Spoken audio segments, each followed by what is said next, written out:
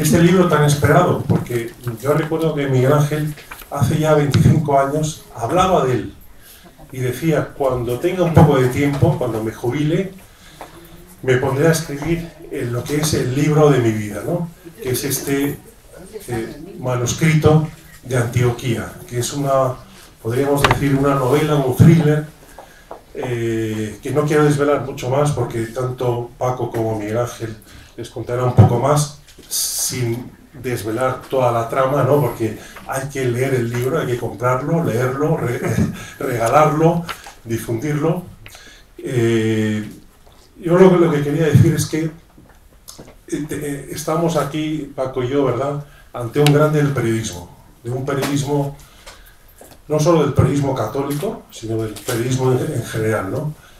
Miguel Ángel se formó en la Escuela Oficial de Periodismo, a la sombra del cardenal Herrera Oria. Estuvo gran parte de su vida trabajando en la editorial católica, en Edica, corresponsal en Roma, en el Ya, también como compañero de Mercedes Gordon, en la época dorada, y también junto con Paco Muro.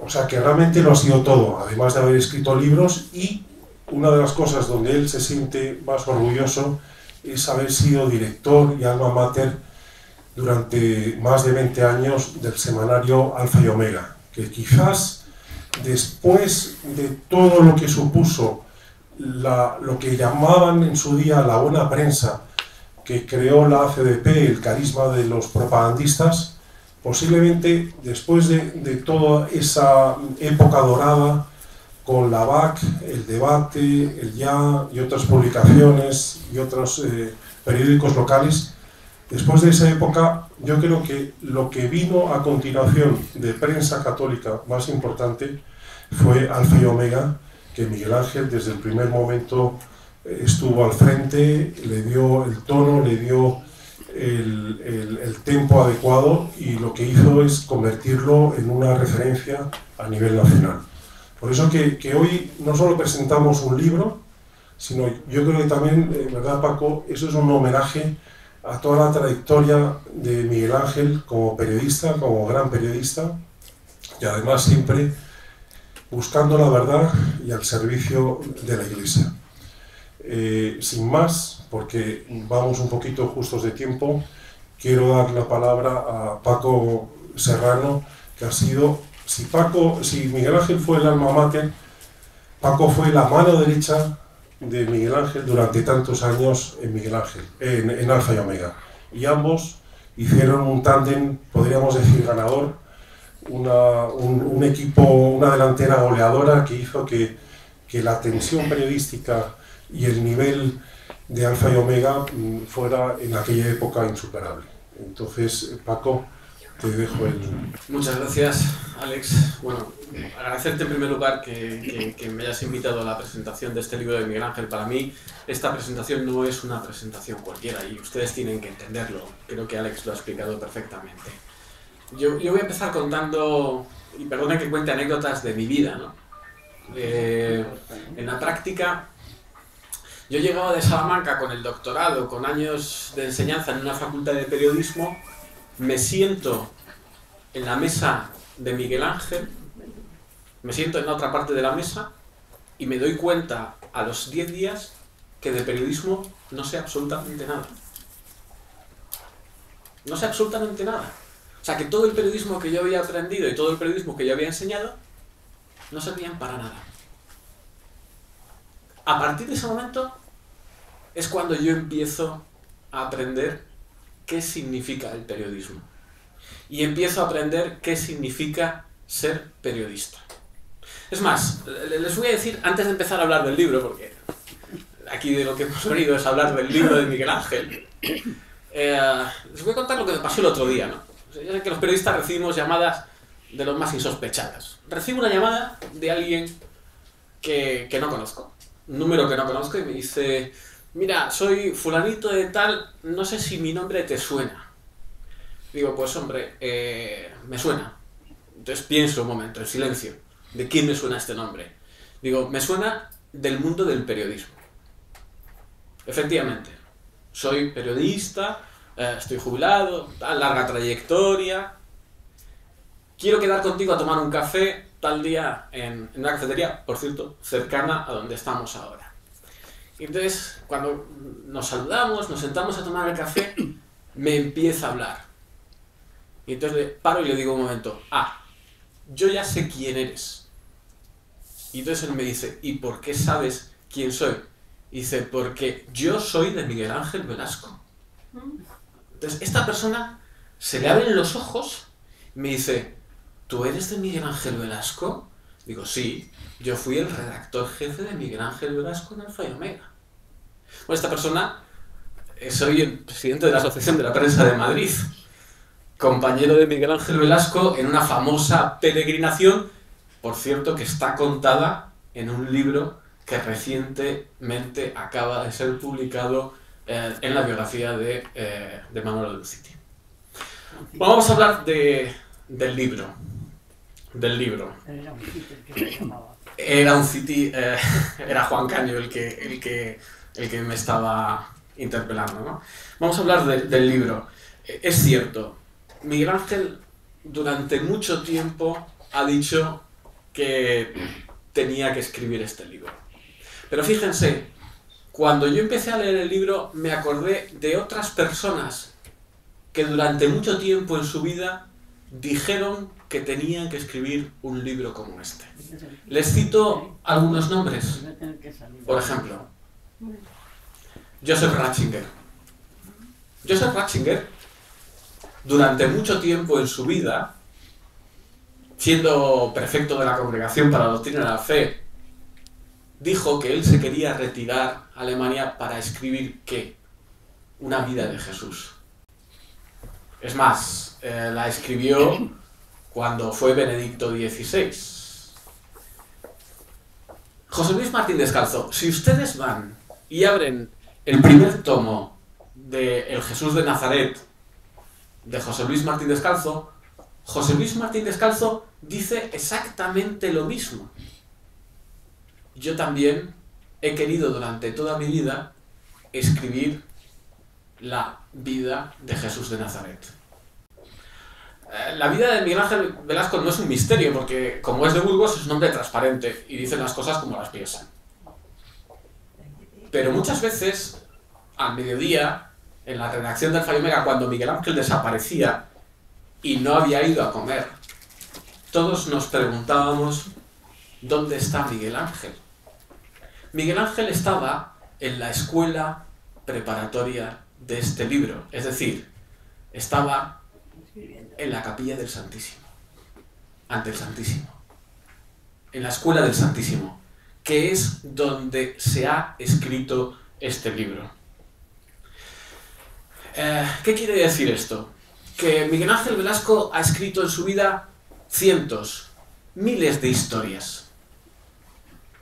De hecho, con alguna de esas historias ganó algunos de los premios más importantes del periodismo español. No en vano, el Mariano de Cavia lo ganó con una historia que hace referencia a un matrimonio de jóvenes inmigrantes que llegan a Madrid en un día de Navidad. Pero esa historia era una historia preparatoria de este libro. De este libro para el que se ha estado entrenando durante muchos siglos. Evidentemente, como estamos en nuestro tiempo, por cierto, y hay una frase de San Agustín que yo he aprendido de Miguel Ángel, porque yo, cuando tengo que hablar en público, muchas veces repito frases que no son mías, que son de Miguel Ángel. Por ejemplo, una que dice, nos sumus tempora, nosotros somos nuestro tiempo. Como nosotros somos nuestro tiempo, Miguel Ángel adorna en la metodología, en esa narrativa, en ese estilo, en esa técnica narrativa tan de moda de la novela histórica, lo fundamental de este libro, que es que Miguel Ángel se mide con Jesucristo, se mide con Jesús de Nazaret. Este libro no es posible sin esa experiencia. De hecho, en la práctica, en este libro, Miguel Ángel está siendo constantemente interpelado por el protagonista del libro, y uno de los grandes efectos y frutos de este libro es que constantemente interpela al lector respecto a su relación con Jesucristo. Por lo tanto, este libro es una novela histórica, sí, efectivamente, pero también es un libro de profunda espiritualidad. En la práctica, en ese diálogo, nos ofrece un Jesucristo que es nuevo. Y es otra de las grandes virtudes de este libro. El periodismo de Miguel Ángel estaba basado en los clásicos criterios de noticiabilidad. Y uno de los clásicos criterios de noticiabilidad era siempre la novedad. Lo que toca Miguel Ángel periodísticamente lo hace nuevo. Miguel Ángel toca los evangelios en ese rol que él adquiere de la figura de Lucas. Miguel Ángel se convierte en un evangelista, este Lucas Miguel Ángel, ¿no? que podríamos denominar, nos presenta una figura de Jesús de Nazaret que es nueva para nosotros. Nos ofrece siempre un dato, nos ofrece un aspecto. Yo no sé si es una técnica ignaciana, en esa forma de San Ignacio que enseñaba a practicar la oración, a iniciarse la oración, de meterse en las escenas. Miguel Ángel nos mete en las escenas del Evangelio ¿a través de qué? A través del protagonismo de quienes han sido aparentemente personajes secundarios, pero se convierten en personajes principales del desarrollo del libro. ¿Esto qué significa?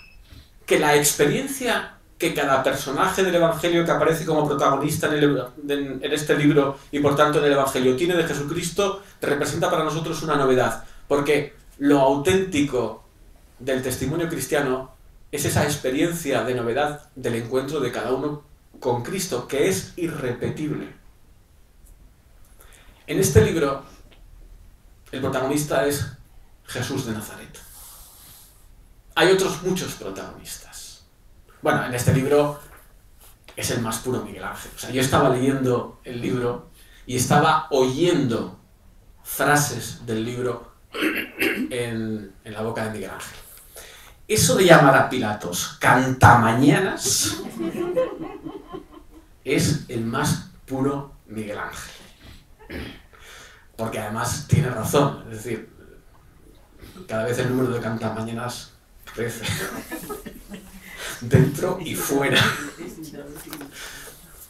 Por cierto, que como Miguel Ángel maneja muy bien el español o el castellano, como quieran decirlo, hay palabras que utiliza de jergas particulares, específicas, que enriquecen el libro. Por ejemplo, Miguel Ángel domina perfectamente el lenguaje de los hombres del mar.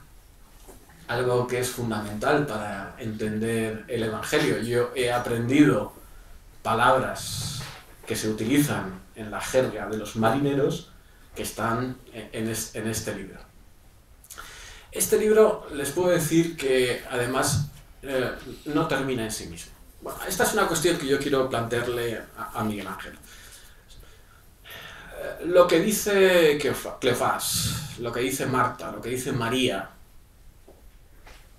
esa descripción, esas crónicas que hace Lucas, esas crónicas de estilo periodístico, no voy a referirme más a la trama porque Alex me va a decir, bueno, oye, no desveles y deja que lean el libro, ¿no?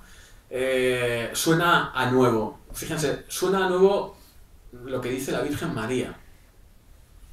Suena a nuevo las técnicas periodísticas que utiliza Miguel Ángel en el libro, que además forman parte de su forma de entender el periodismo. Yo me acuerdo cuando había un tema importante, Miguel Ángel decía, hay que hacer una encuesta. Y nosotros decíamos, joder, pero si todo el mundo hace encuestas, con lo aburrido que es hacer encuestas, con lo costoso que es hacer encuestas. No, hay que dar voz a la gente. O sea, las dos veces que Miguel Ángel introduce en el libro dos encuestas donde personajes declaran su experiencia, enriquece de una forma impensable el libro, ¿no?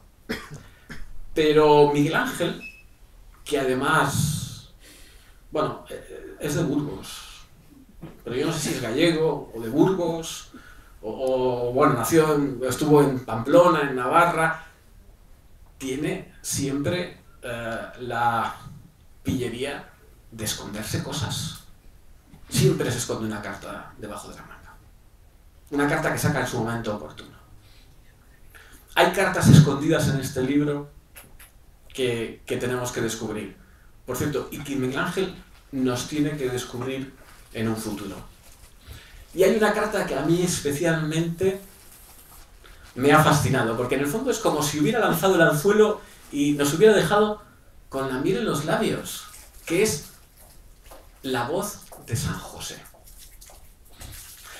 Tengo que decir que en 2 ocasiones en el libro Miguel Ángel habla de la muerte de San José. Pero más que hablar de la muerte de San José, habla de la vida de San José. Y a mí, Miguel Ángel, San José se me queda corto. O sea, yo quiero más San José. Yo también. Yo quiero más San José. Y yo no sé si es por el silencio de San José en los evangelios o por el pudor de Miguel Ángel, que por cierto lo tiene, porque, otra de las cosas del libro. Estaba viendo páginas del libro y estaba diciendo, ahora Miguel Ángel se está cortando. O sea, no está escribiendo lo que en el silogismo de su lógica tiene que deducir. Por ejemplo, bueno, hay solo una referencia final, ¿no? Otro de los silencios del libro, y estoy apuntando para que el libro no sea este libro solo, sino que este libro sea el principio de otros libros. Hay diálogos y hay personajes en los que Miguel Ángel, lógicamente, se ha autocensurado. Y se ha autocensurado, no voy a entrar en las razones de por qué se ha autocensurado Miguel Ángel. Por ejemplo, San Pedro. San Pedro en lo que es y en lo que representa. San Pedro y la barca de Pedro. San Pedro y una frase de Miguel Ángel que tenemos todos metida en la cabeza, que es la del non prevalemo. Y las puertas del infierno no prevalecerán. Ese es un momento del libro donde dices, Miguel Ángel, por Dios, sigue. Pero Miguel Ángel no ha seguido. Lo único que encontré en ese momento ya es al final del libro, porque además, lógicamente, Miguel Ángel se corta, pero hasta cierto límite. O sea, él tiene que decir lo que piensa, que es muy propio de Miguel Ángel. Es aquello de, y estoy citando literalmente, es fácil pensar en la nave de la iglesia, últimamente sacudida por muchas olas, acaso demasiadas. En la práctica, Miguel Ángel no fue solo el director del Fragmento para una generación de periodistas.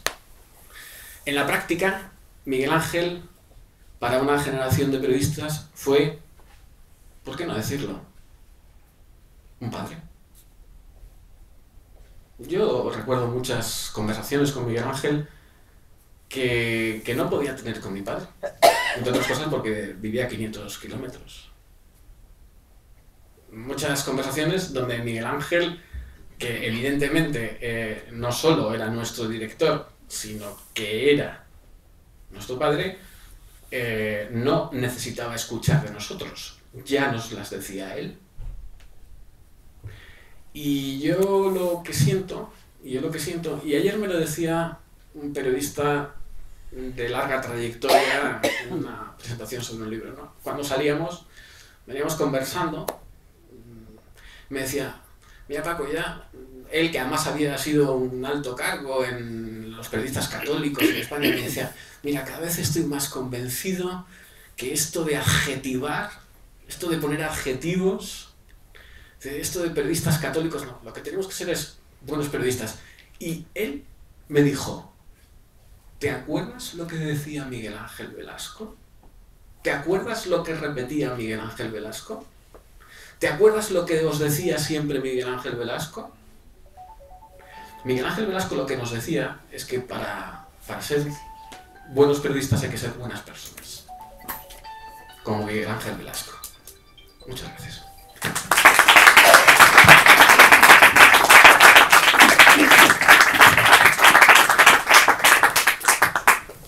Buenas tardes, queridos. ¿Estos señores de quién estaban hablando? Porque yo no me reconozco. Gracias, Alex. Muchas gracias, querido Paco. Sobre todo por lo del Santísimo.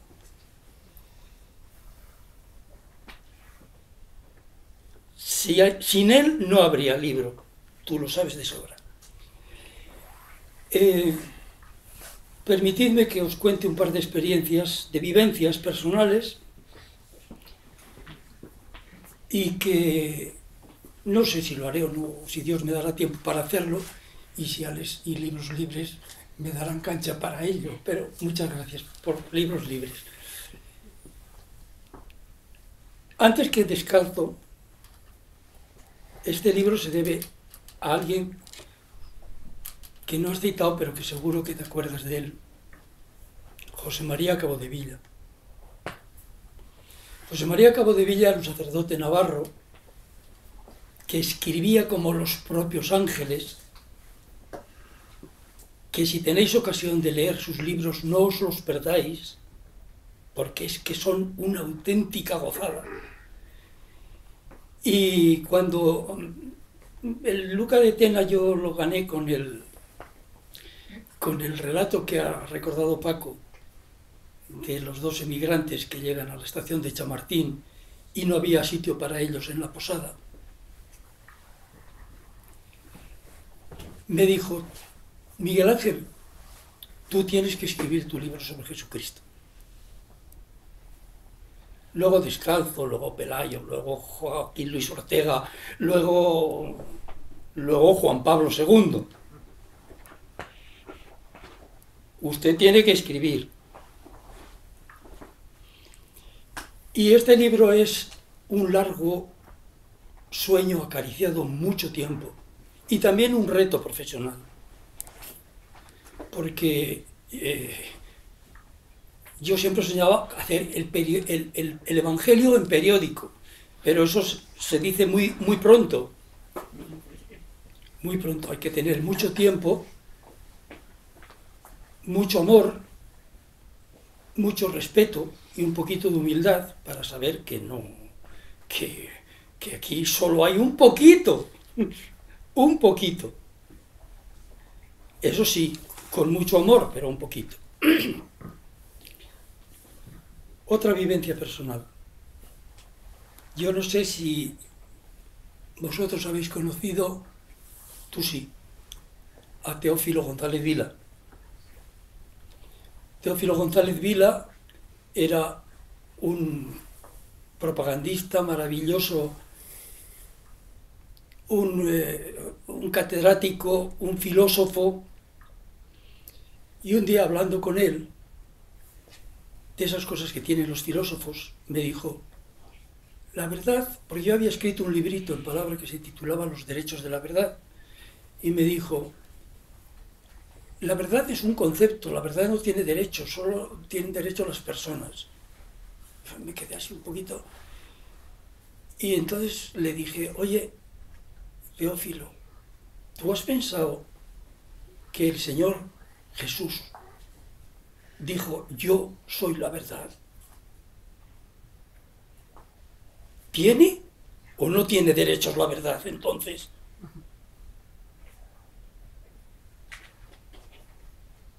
Me dio un abrazo en silencio y escribió un libro prodigioso sobre los derechos de la verdad.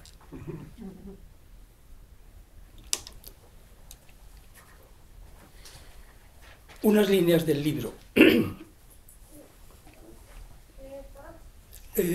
Eleazar y Sara se casan en Caná de Galilea. San José y Jesús de Nazaret les han regalado el ajuar. San José ha muerto y Jesús está triste. Por eso le invitan a la boda, para ver si consigue levantarle un poco el ánimo.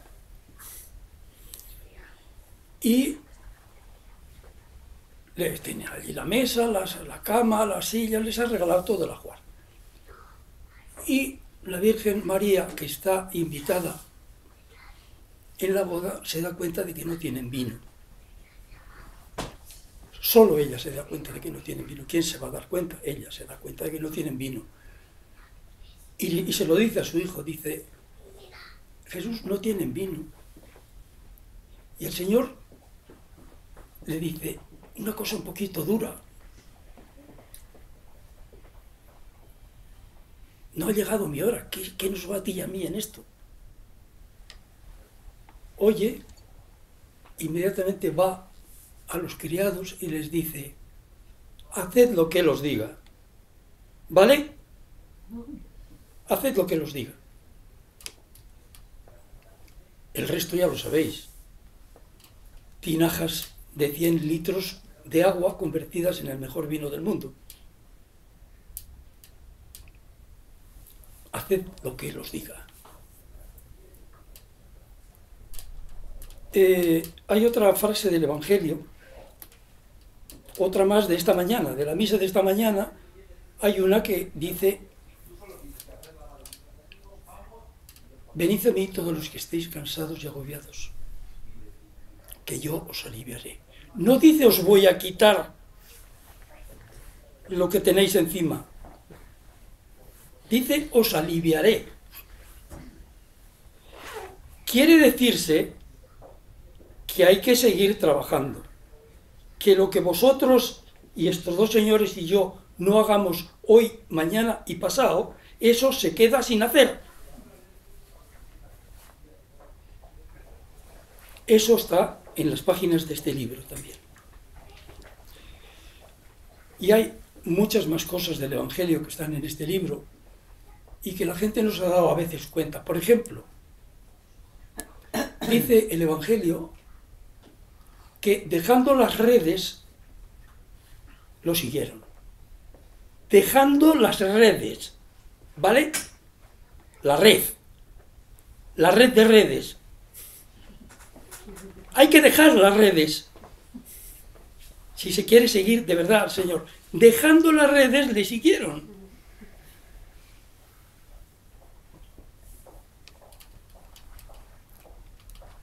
Y una última vivencia. Acaban de elegir a Juan Pablo II y celebra el domingo la primera misa de comienzo de su pontificado. Estábamos en la sala de prensa de la Santa Sede, unos 40 o 50 lobos de la jauría periodística. Créanme, cuando digo jauría sé lo que estoy diciendo. Hablando, el Papa se oía por los altavoces conectados con la plaza de San Pedro, y de repente veo que se hace un silencio tremendo en la sala de prensa de la Santa Sede y la gente se levanta, los colegas vaticanistas, y oigo que el Papa está diciendo, porque yo estaba transmitiendo, no tengáis miedo, abrid las puertas a Cristo. Toda la sala de prensa de la Santa Sede de pie, aplaudiendo a rabiar. Veníamos de la muerte de Pablo VI, veníamos de una iglesia muy parecida a la de ahora, muy parecida a la de ahora. Y tiene que venir un señor polaco de una iglesia de catacumbas, martirial, a decirnos no tengáis miedo. Yo cada vez que lo recuerdo se me vuelven a poner los pelos de punta. Yo lo que tengo que deciros aquí esta tarde, sin desvelar nada del libro, es que por favor, os lo pido por favor, no tengáis miedo. La verdad es la verdad. La libertad es maravillosa, es imprescindible, Pero la libertad no hace libre a la gente. Lo que hace libre a la gente es la verdad. Lo que pasa es que no nos lo acabamos de creer. Porque si nos lo creyéramos de verdad, incendiaríamos el mundo. No nos lo acabamos de creer. Como tantas otras palabras del Señor que están en esas páginas. No tengáis miedo. Yo he vencido al mundo. Sin mí no podéis hacer nada. No os empeñéis. Sin mí no podéis hacer nada. Pero yo estaré con vosotros hasta la consumación de los siglos. Mis palabras no pasarán. El cielo y la tierra pasarán, pero mis palabras no pasarán. ¿Nos lo creemos o no nos lo creemos? Si nos lo creyéramos de verdad, incendiaríamos el mundo. Por favor, no tengáis miedo. Santa y feliz Navidad, y que estas páginas os ayuden a descubrir el esplendor inextinguible de la verdad y os hagan revivir la lumbre, el calorcillo querido de la primera Navidad. Gracias.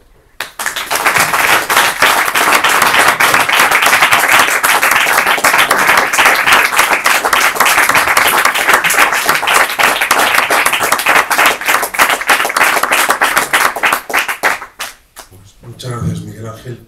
Yo creo que todavía tenemos unos minutos de un diálogo. Antes de nada, agradecer a la librería Neblí y al grupo Troa y a su directora Rocío Ruiz que nos hayan acogido en esta casa. Este es un ámbito cultural. La cultura, desgraciadamente, en nuestro país va para abajo. Por eso que hay que apoyar también estos proyectos como el de Neblí, que mantienen muy vivo la lectura, el pensamiento, las ideas. Si os parece, tenemos todavía unos minutos para hacer algunas preguntas. No sé quién quiere comentar algo, sus compañeros, su familia, su hija, su nieta, sus nietos. Tengo la suerte de ser vecino de puerta con Miguel Ángel. La verdad es que nunca nos habíamos tratado, ni solamente te conocía. Cosas de Madrid. No, yo estaba suscrito a la ABC en mis buenos tiempos y bueno, leía el apéndice. Pero vamos, no sabía tu fama, tu profesión y tal.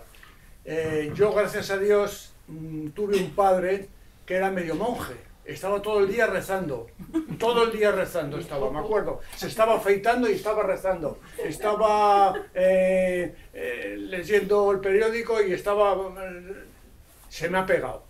Entonces, yo te voy a hacer una pregunta porque esto que te voy a preguntar lo llevo muy dentro.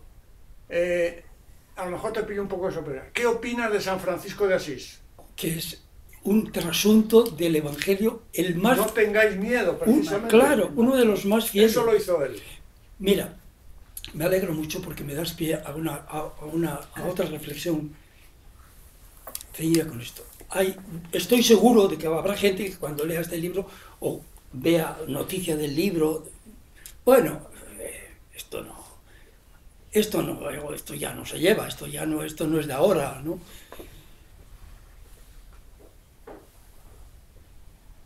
Hay una palabra que utilizan ahora mucho los jóvenes, que es influencer.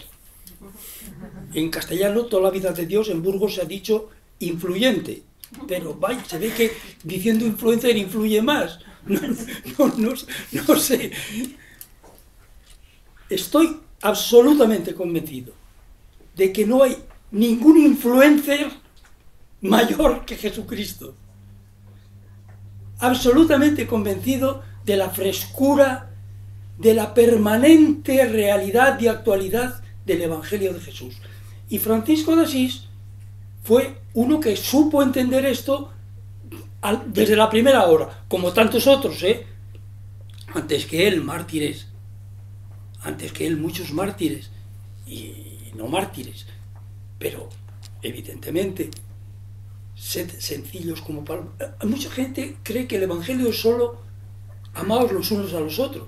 Y evidentemente, claro que el Evangelio es amar los unos a los otros, pero Francisco de Asís les decía a sus monjes: sed astutos como serpientes,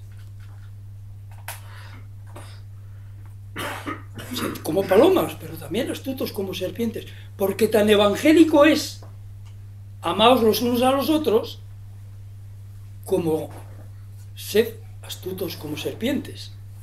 Y tan evangélico es las bienaventuranzas como las malaventuranzas que vienen a continuación. Hay de los ricos, hay de vosotros, hay pobres de vosotros. Y tan evangélico es el amar los unos a los otros como el nido de víboras y sepulcros blanqueados.